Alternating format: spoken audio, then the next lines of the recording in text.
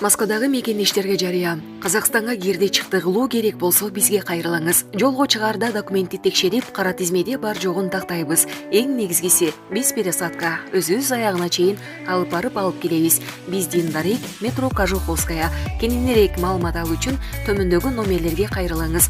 Эрнис мырза 8929 654 45 64 8925 017 16 16 24 саат бою чала бериңиздер.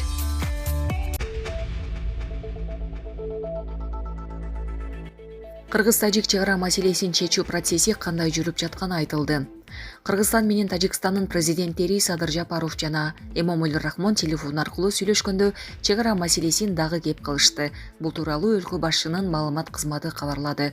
Алгач президенттер эки өлкөнүн ортосунда дипломатиялык мамилелердин түзүлгөндүгүнүн 30 жылдыгына байланыштуу бирин-бири куттуктаган.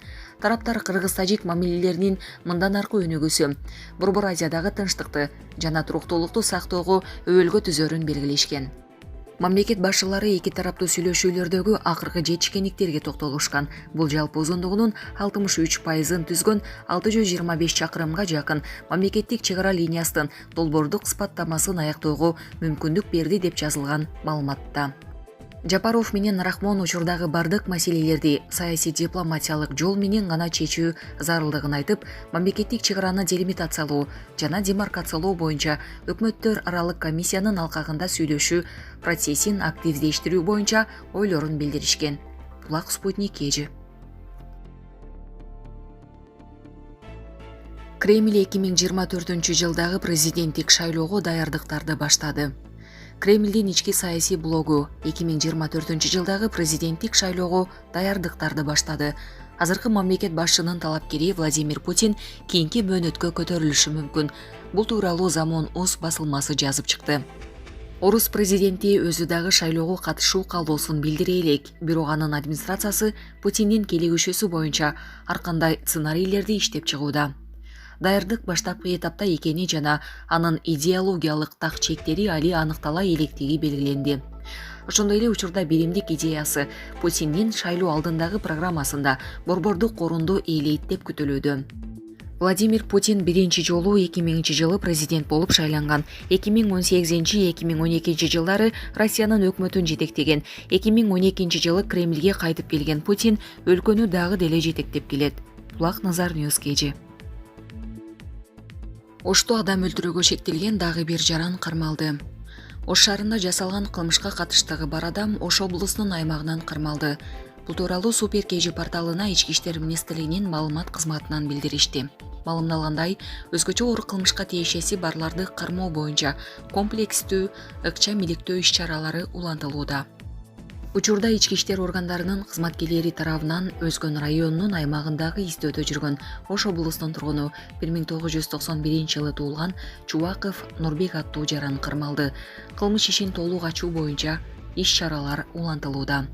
Белгилей кетсек, 13 январга караган түнү Ош шаарынын Курманжанатка көчөсүндө уюшкан кылмыштуу тобунун 2 мүчөсү мыкачылык менен сабалып, бирөө каза болгон. Өзгөчө оор кылмыштын уюштуруучусу делип, кылмыш чөйрөсүндө Женго деген кайман ат менен таанымал болгон Кадыр Досонов кармалып, дагы 5 жаран издөөгө алынган болчу. Бүгүн 14 январда жогоруда аталган кылмышка шектелип издөөдө жүргөндөрдүн экөөсү Чүй облусунун аймагынан кармалганы кабарланган. Булак Супер Кежи. Оштун мэри уюшкан кылмыштуу топтун мүчөсүнүн өлтүрүлүшү боюнча үн катты. Ош шаарында уюшкан кылмыштуу топтун мүчөсүнүн өлтүрүлүшү боюнча шаар мэри Бакытбек Жетегенов укук коруу органдарынын жетекчилери менен ыкчам жыйын өткөрдү. Бул тууралуу мэриядан билдиришти. Маалыматка ылайык, мэр коомчулукта чоң наразычылык жараткан кылмышка өзгөчө көңүл буруу керектигин баса белгиледи. Мыйзамсыздыкты токтоткула, бул чыныгы жырткычтык, тиешелүү социалдык профилактикалык иш-чараларды күчөтүү керек, мыйзам сакталышы керек. Бардык күнөөлүүлөр мыйзамдын чегинде катуу жазага тартылышы шарт. Мындай кылмыштуулук башка кайталанбашы керек деп белгиледи шаар башчы.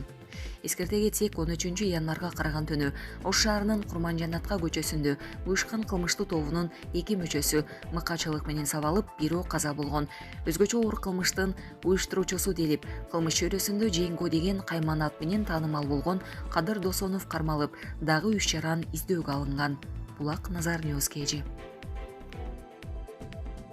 Россия 2023 жылы жаңы мундагы 3 ГЛОНАСС спутнигин учурат. Россия 2023 жылы ГЛОНАСС навигациялык спутниктеринин орбиталык топ жылдызын 3 жаңы мундагы аппараттар 2 ГЛОНАСС-К жана 1 ГЛОНАСС-К2 менен жаңыртканы жатат. Бул тууралуу РИА Новости Главкосмоско шилтеме берип жазды. Маалыматта 2023 жылы 2 ГЛОНАСС-К жана 1 ГЛОНАСС-К2 спутниги, ошондой эле жерди аралыктан зондтоолоочу Контур ФК, Арктика-М, Обзор-Р, Ресурс-Р, Электро-Л, 2 Метеор-М жана 2 Ионосфера аппараттары учурлары айтылат. Мындан тышкары Луна 25 станциясын учуруу жана орбитага 10 наноспутникти чыгаруу пландаштырылган. Ошондой эле Плесецк космодромунан Ангара ракеталары, бир жеңил Ангара 1-2 жана бир оор Ангара А5 ракеталары учурула тургандыгы айтылган. Жаңы ракетаны Ыракы чыгыштагы космодромдун биринчи учуруу 2023 жылдын декабрь айында болору мурда кабарланган менен учурулушу тууралуу маалымат жок. Ошондой эле эл аралык космос станциясында башкарылган Союз МС кемесин 2 жолу жана Прогресс МС жүк ташуучу унааларын 4 жолу учуруу пландаштырылган. Бирок бул пландын учуу программасы өзгөргөнгө чейин же кийинки жасалганы белгисиз. 11 январда азыр МКСга туташтырылган Союз МС-22 муздатуу системасынын бузулушунан улам учкуртсуз режимде кайтып келери, ал эми кийинки Союз МС-23 станцияга бош учуп бара тургандыгы белгилүү болду. Алгач пландаштырылган Союз МС-23 кораблинин экипажы станцияга кийинчерээк учат. Учуруу датасы азырынча айтыла элек. Буга чейин Роскосмос ГЛОНАСС навигациялык системасынын космостук комплекси эң акыркы ГЛОНАСС-К2 спутниктерин кабыл ала турганын билдирген. Алгачкы учуруу 2022 жылга пландаштырылган, бирок ишке ашпай калган. Жаңы унаалар көбүрөөк навигациялык сигналдарды чыгарат. Эгерде орбиталык топ жылдызы негизинен турган ГЛОНАСС-М'де 5 сигнал бар болсо, анда ГЛОНАСС-К'да 7, ГЛОНАСС-К2'де 9 сигнал бар. Мындан тышкары жаңы спутниктерде электрондук компоненттердин үлүшү акырындык менен көбөйүүдө. 2026 жылга чейин 100%га жетишүү күтүлүүдө. Азыр ГЛОНАСС орбиталык топ жылдызында 25 аппарат бар.